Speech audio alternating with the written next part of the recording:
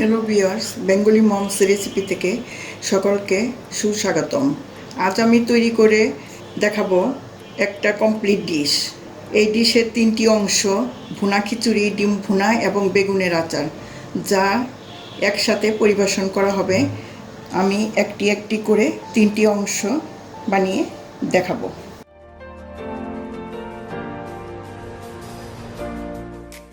আজ আমি বানাতে যাচ্ছি বেগুনের আচার। এই জন্য আমার ছোট্ট একটা ছাদ বাগান, এখান থেকে আমি তুলে নিচ্ছি বেগুন। যেমনটি বলেছিলাম, আমার ছোট্ট একটা ছাদ বাগান আছে, সেখান থেকে তোলা বেগুন আজ আমি বানাচ্ছি এই বেগুন দিয়ে বেগুনের আচার। এর জন্য আপনারা বেগুনটি এভাবে কাটবেন।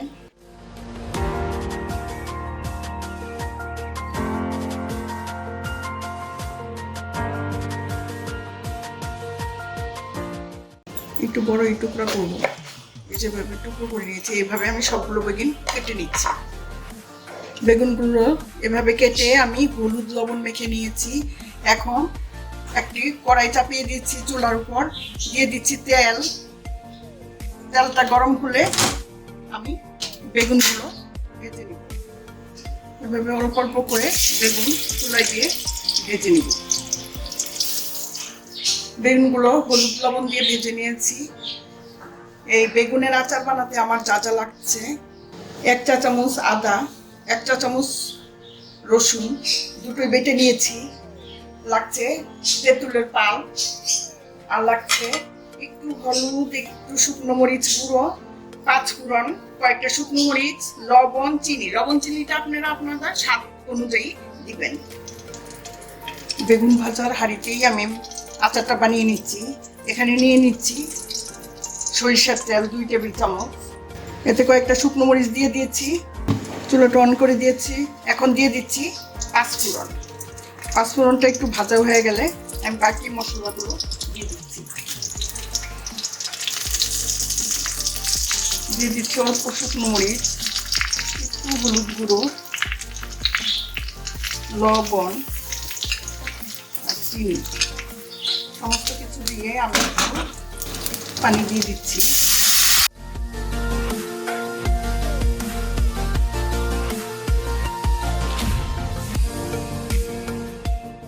দিয়ে দিচ্ছি এতে 1 চা চামচ আদা বাটা, 1 চা চামচ রসুন বাটা। দিয়ে দিচ্ছি বেগুনগুলো।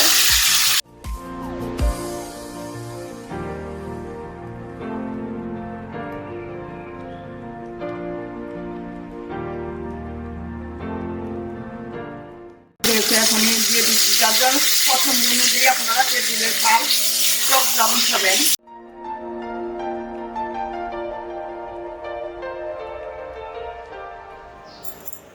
হয়ে গেল আমার সুস্বাদু বেগুনের আচার। যারা টক পছন্দ করেন, আশা করি তাদের জন্য খুবই পছন্দনীয় একটি জিনিস।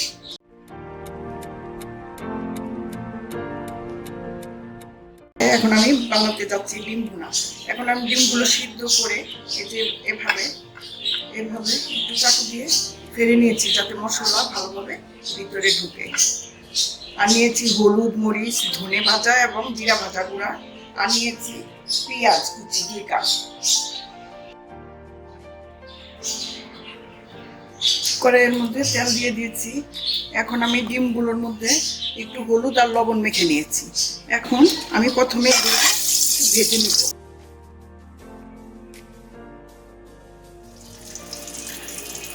ডিমগুলো ভাজা হয়ে গেছে। এখন আমি সবগুলো এভাবে বাটিতে তুলে নিচ্ছি। দিয়ে দিচ্ছি তেজপাতা। 2 কাপ পেঁয়াজ নিয়েছি। পেঁয়াজের মধ্যে সমস্ত মশলা মেখে নিয়েছি। এখন এটা তেলের মধ্যে দিয়ে দিচ্ছি। পেঁয়াজগুলো ভেজে ডিমটা এখন ছেড়ে দিয়েছি। হয়ে গেল আমার ডিম ভুনা।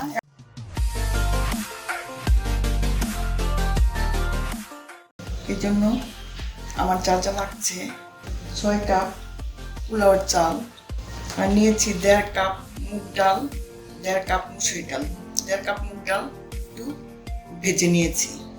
আর লাগছে 4টি তেজপাতা, 4 টুকরো দারচিনি, 6টি এলাচ, 6টি লং, 10-12টি গোলমরিচ। আর লাগছে 8-10টি শুকনো মরিচ, লবণ 4 টেবিল চামচ, ধনে 4 চা চামচ, মরিচ গুঁড়ো 4 চা চামচ, হলুদ গুঁড়ো 4 চা চামচ, গোটা জিরে 3 চা চামচ, লাগছে 8-10টি কাঁচামরিচ, লাগছে 1.5 কাপ মিহি কুচি করা পেঁয়াজ, লাগছে 2 টেবিল চামচ আদা বাটা এবং 1.5 টেবিল চামচ রসুন বাটা। আর নিয়েছি রান্নার জন্য 8 টেবিল চামচ সয়াবিন তেল। চুলা একটা হাঁড়ি চাপিয়ে দিয়েছি, এতে দিয়ে দিচ্ছি সয়াবিন তেল। এখানে 8 টেবিল চামচ তেল আছে। দিয়ে দিচ্ছি তেজপাতা, গরম মশলা, শুকনো মরিচ,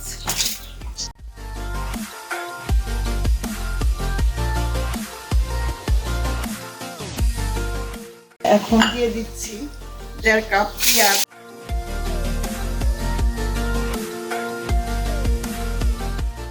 পেঁয়াজগুলো লাল হয়ে গেছে, এখন আমি দিয়ে দিচ্ছি লবণ এবং হলুদ, মরিচ, ধনে। দিয়ে দিচ্ছি একটু পানি।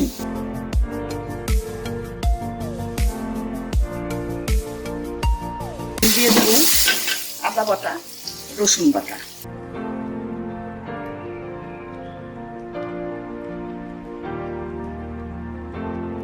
কাঁচামরিচ আর জিরাগুলো দিয়ে দিচ্ছি। এখন দিয়ে দিচ্ছি আর একটু পানি। কষিয়ে আমি চাল ডাল দিয়ে দিব। মশলাটা কষানো হয়ে গেছে, তেল উপরে চলে এসেছে। এখন এই পর্যায়ে দিয়ে দিচ্ছি আমি চাল আর ডাল।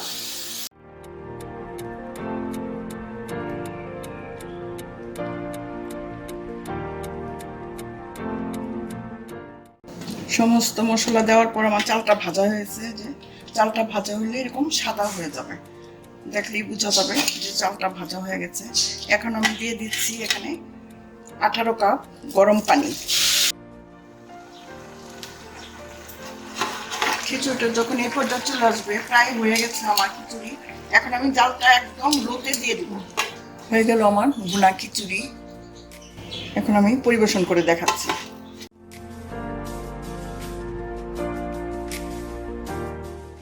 হ্যালো ভিউয়ার্স, আজ আমি বানিয়ে ফেললাম একটি ডিশের 3টি অংশ: ভুনা খিচুড়ি, ডিম ভুনা এবং বেগুনের আচার।